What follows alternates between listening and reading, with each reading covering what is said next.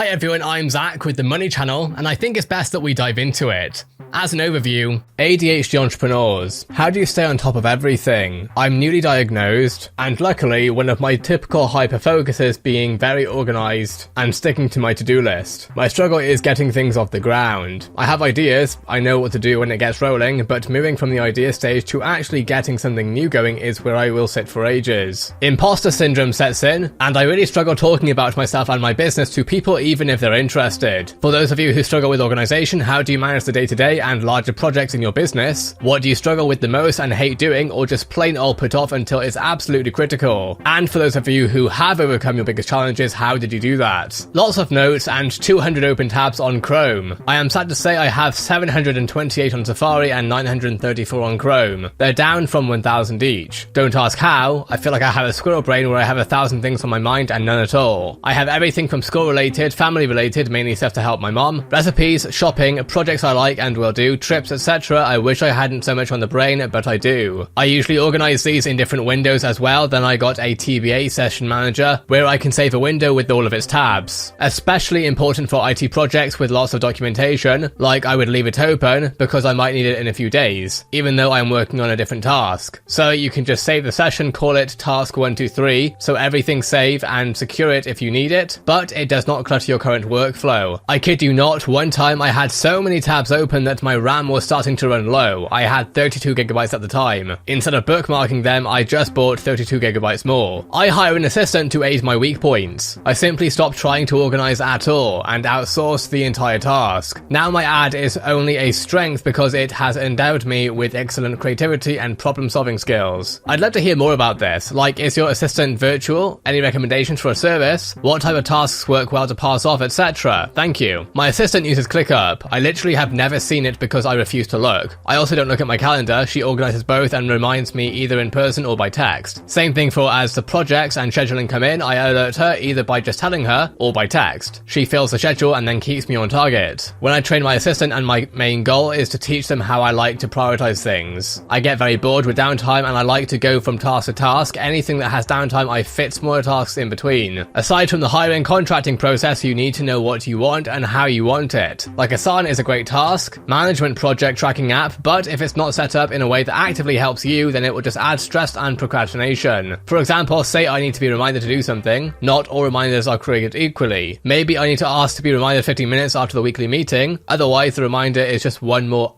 moment. I have ADHD and I am very good at seeing the bigger picture, the way things connect, etc. But I am terrible, and I mean terrible, at actually setting them up. So for large project structures, I just put my general idea on a Google Doc and give it to a guy on my team who likes the nitty gritty. I do it as bullet points, this parent task, these subtasks, the schedule, etc. Then leave the actual implementation up to someone who can do that without panicking. What do they organize? And what is your communication flow like, if you don't mind me asking? She organizes my schedule and projects. She works in my schedule and with ClickUp. As project ideas and tasks come to me, I tell her and she builds them into my projects, and she schedules all my meetings. Whenever I finish a task or have downtime, I just ask what's next, and there's always something to do. Nice. Do you have an example of what you tell them and how they tell you back? How do they know how long something should take and how to prioritize things to be done? This is a lot to explain and will be hard, so I'll try to just be to the point. I had them off as they come in or pop into mind. Any time of day, I don't expect a response. Need to launch ad for X? I have my assistant give me the to-dos in the beginning of the day as a reference list. I pick the ones at the top of my list to start off with, delegate them to her, and then reconvene throughout the day as they get completed. I end up with very little downtime and I never forget anything because the list is always being updated. I prioritize with things that can be completed quickly and things that need to get done but have many steps. For example, if you're switching a platform and this is a long-term project, I'll start with a chunk of that, then when I hit a roadblock, have one of the ESCO knock of tasks ready to go, so while I'm waiting for someone else to complete their portion of the larger task, I don't have to sit around or wonder what to do next. But also, I don't chunk the smaller tasks together because even though they are simple and easy to get done, they are typically not as high a priority and are perfect filler. I see it time as a jar and tasks as rocks. I struggle with ADHD and would find that trivial tasks I avoided would backlog on the to-do list and cause stress. Hire an assistant if you can afford, or a virtual assistant, and outsource everything you can outsource that you don't like to do. So even things like cancelling internet, returning online purchases, I would have my assistant do, and it made me 10 times more productive and create far more value in my business, focusing on the tasks that have multiplier effects. I found also when I didn't have to think about small tasks that it cleared my mind of stress and clutter. Do you find that it takes more time to source and interview candidates US and then provide a virtual assistant with access to usernames, passwords, financial information, etc. for those sorts of personal errands than it does to simply do them yourself. And I imagine returning a purchase requires an in-person proximity at least between the assistant and the item to be returned. I tried a VA service and I didn't like it. I hired an assistant through a local assistant service. It worked out much better. She started part-time and we moved her to full-time initially. She's also help out the teams with basic research, as being my assistant wasn't always full-time. But yeah, I suggest going through an outsourced VA service or hiring a VA in the US through a site like Upwork who's been vetted. I struggle with ADHD, but I'm disorganized AF. I used to hate talking about myself, but decided I can talk highly about something else or someone else with ease. So what I do is pretend I am talking about someone else, but just use I instead of a name. Sounds silly, but it works every time. I like that. I also have trouble talking about other people, but it's definitely easier than talking about myself. I'm ADHD, so I'm stuck between talking too much about the things I'm doing and just going on and on without realizing I've lost their attention, and just not talking about myself to compensate for that. I understand. I would just practice and practice as if you are an actor on a stage. It's going to take a lot of pretending, but this is business, not building solid friendships. Sometimes we just have to play the game in order to move past things to do the things we love authentically. The best thing you can do is to try and focus on treating your ADHD as a whole instead of trying to treat individual symptoms. Stop trying to make order out of chaos and instead try to find ways to quiet the chaos brain. I spent years looking for systems to stay on top of things, manage to-do lists, stay on track, etc. Systems to prevent procrastination, only to quickly abandon any said system for the promise of something new. Once I started focusing on the issue of my attention disorder rather than, say, my poor time management, the stemming issue started to improve. One way is to find your anchor. When I was in my early 20s, I literally felt my ADHD go away when I was religious with sleep, non-negotiable, in bed by 8 to 10 p.m, up by 5 to 6 a.m. This then led to the next dominoes to fall into place. Mandatory meditation for up to 1 hour at my peak, sometimes twice a day, literally RPM, rise, piss, meditate. No phone, no social media, no nothing until this was done. Movement and exercise, I rode my bike everywhere to do everything, including the gym. However, I only needed to be at the gym for 3 times a week, and with all the walking and biking ended up at the lowest weight in my life. Strict dieting. Yeah, I ate raw dark chocolate, berries and some other nice food, but I fasted and ate 100% clean the entire time. I was a robot and ended up developing OCD because I was so rigid, but it actually worked. Removed all distractions. I would turn my phone on to airplane mode for 10 plus hours a day. Would miss texts from people, but in the end, looking back on it, those people didn't matter. I personally am sick and tired of me running my business poorly. I'm going to create one giant task list on paper, pick the 3 important items and power through them as I mark them off. Get another pad of paper with the same task written as before. One of the best pieces of advice I've heard recently is regarding your company's mission and values. If your giant to-do list is full of things that do not further your mission, it's a waste of time and a distraction. Good way to filter things out. The crux lies in you being able to distinguish between those things. It sometimes helps to have a second brain helping you work that out and talk through things with.